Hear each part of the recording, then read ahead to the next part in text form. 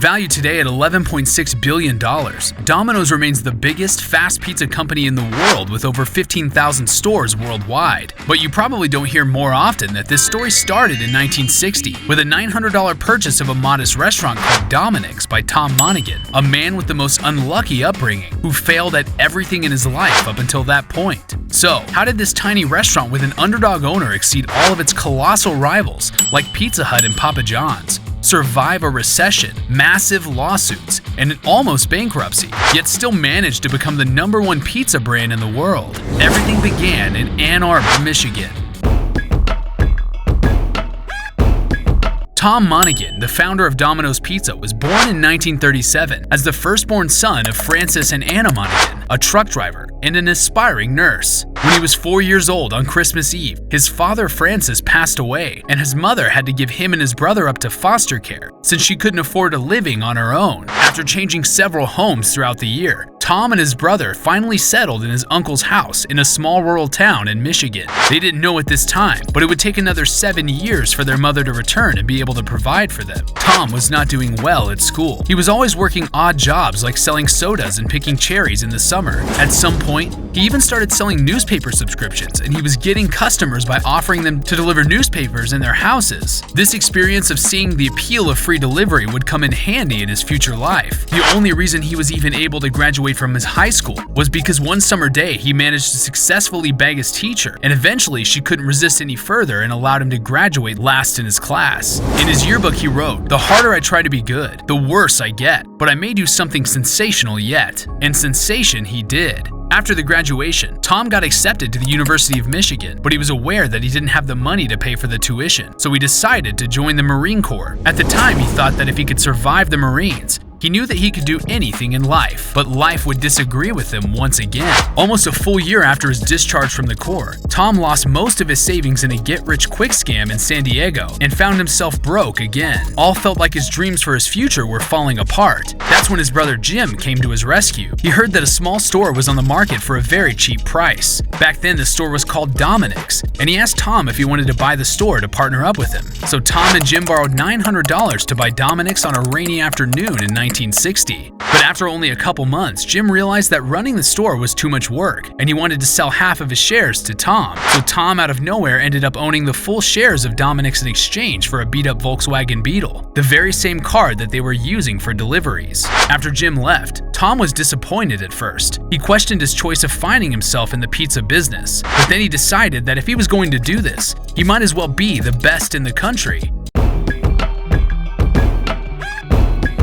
Tom had big plans, but the business was far from growing. In fact, the store was losing money every single day. The economic situation was so dire and even ironic that he couldn't even afford to eat his own pizza unless it was burnt or left over. Eventually, things even got so bad that Tom couldn't afford to pay the rent for his apartment anymore and started to sleep in the store. His bad luck seemed to be getting worse with each day. Then a miracle happened. Half of his staff didn't show up for work, so Tom had to limit the types of pizzas they made for the night. Moreover, to catch up the mounting orders for that night, he didn't charge the customers for the late deliveries. Coincidentally, this seemingly horrible night turned out to be their most profitable one ever, and Tom finally saw the light. From then on, he focused only on keeping his menu simple and delivering for free. Dominic's was the first store in the US to do this, and it was a big hit. The store was making money. Now that Dominic's became profitable, Tom decided to open a second store near the Michigan University. The night that he signed the contract, he laid in bed feeling scared. Why am I taking a risk on a second store when the first one finally is doing so well? In 1967, the original Dominic's had grown into 3 locations, and Monaghan started franchising restaurants. It was also around this time that the former owner of Dominic's sued Tom in order not to use the name anymore. So Tom had to settle and change the name to Domino's after one of his drivers told him that he was already known in that neighborhood as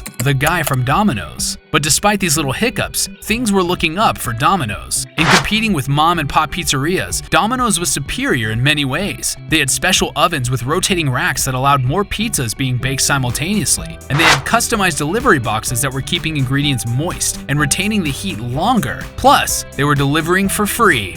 Funny story about that. When the box manufacturer was reluctant at first to develop these special boxes with breathing holes in the side, Tom yelled at him saying that we're putting space satellites in orbit these days, and you're telling me you can't punch a clean hole in a piece of cardboard? Tom's many creative ideas like customized boxes, heated pouches, dough trays, and conveyor ovens later changed the industry and set the standards for everyone in the next decade. And from then on, the only limit is one's imagination. In the late 60s, now that business was doing well, Tom started to focus more on franchising. He attended a seminar at Boston College where he met with Ray Kroc and Josh Brown. These were the two visionary men behind turning small stores like McDonald's and Kentucky Fried Chicken into major companies. So, inspired by his new mentors, Tom set an ambitious goal of opening a new restaurant every week. He nearly met his goal with 32 Domino's opening in 1969 alone. But after a while, almost all these new ventures started to fail one after another, and Tom suddenly found himself in $1.5 million of debt to avoid bankruptcy. To collect the money, the banks took control of all his assets. Within the following year, they brought in experts who made things even worse for Domino's by raising prices and cutting back on quality. When the bank handed him his company, it was in the worst financial shape ever. Most of the franchises he worked with filed lawsuits against him, and he soon found out that most of his suppliers hadn't been paid in over a year. When he reflected back later on at this period of his life, Tom Monaghan would say, "I had well over 1,000 creditors, and I got lawsuits from about 150 of them. I was on the phone every day telling them the same thing. All I can do is to pay for my food and my rent, so that I can stay open to pay you." And it worked.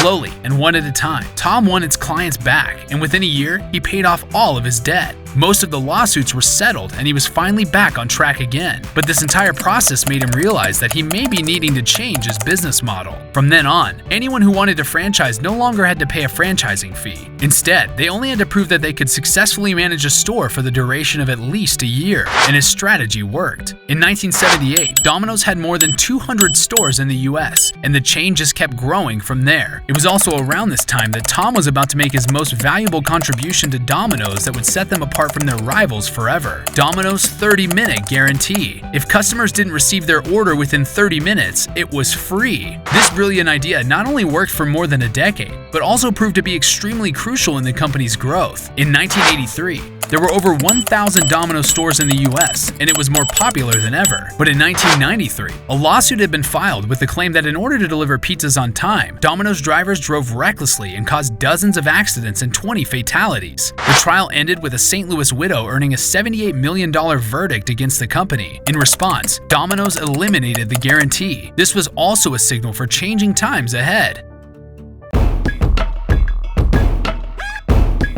In 1998, Domino's had thousands of stores and $3.2 billion in annual sales. And suddenly, Tom had decided to sell the company and retire from the business. 93% of his stake were sold to an equity firm for $1.1 billion. And in 2004, Domino's went public as the market leader in delivery pizza. But everyone knew that there were signs of trouble in the company. In the early 2000s, as the global economy started to grow, China and India became new battlefields for the three major American pizza companies. And in order to stay in competition with Pizza Hut and Papa John's, Domino's could not raise its prices for 3 consecutive quarters. And as a result, starting from 2003, the sales began to flatten for the first time in its history. Another big problem for the company was, as the sales began to decrease, they began to cut corners on ingredients in order to keep the pizzas cheaper. Eventually, Domino's started to use frozen, canned, and pre-made ingredients to cut down the cost. Customer satisfaction plummeted. And then it got worse. In 2009, when the global recession hit, Domino's annual sales sunk to its lowest point since 2003, and the shares of the pizza giant fell below $3 per share from the $18 per share the prior week. And now the investors were not happy. Domino's knew that it had to make a bold move. So, the company surrendered, and it worked brilliantly. In late 2009, Domino's launched an ad campaign and admitted what its customers already knew. Domino's pizza tasted like cardboard. The commercials told customers that the company was aware of the poor quality of its product. Therefore, they totally reformulated Domino's recipe with a brand new sauce and garlic-infused crust. And as people tasted the pizzas and realized that this is in fact an improved product, it had created a snowball effect, and the customers started buying Domino's pizza again.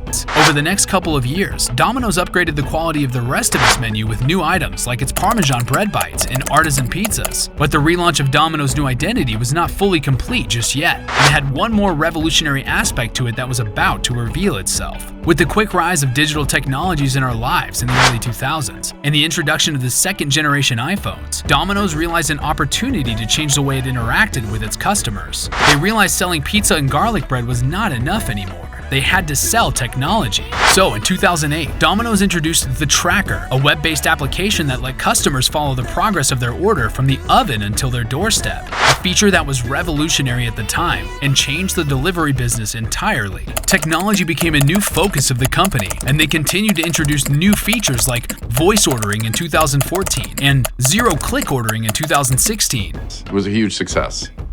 In a 2017 interview, the CEO Patrick Doyle went ahead and described Domino's as a tech company that just so happens to make pizza. Today, Domino's is leading the fast pizza industry with more than 15,000 stores overall and $4 billion of income every year. The long-term success of the company may be summarized by their ability to adapt to changing times and make bold moves when it was necessary. The journey that begun in a rusty store in Michigan is now spread to every continent in over 85 countries worldwide, and the plan is to spread even more by 2025. Monaghan's ambitious dream today is in the hands of many other visionaries, and we will yet to find out where the limit is for Domino's. One thing you can always count on is that people will always look for tasty and affordable options for food. The only question is, who's going to be there to serve them?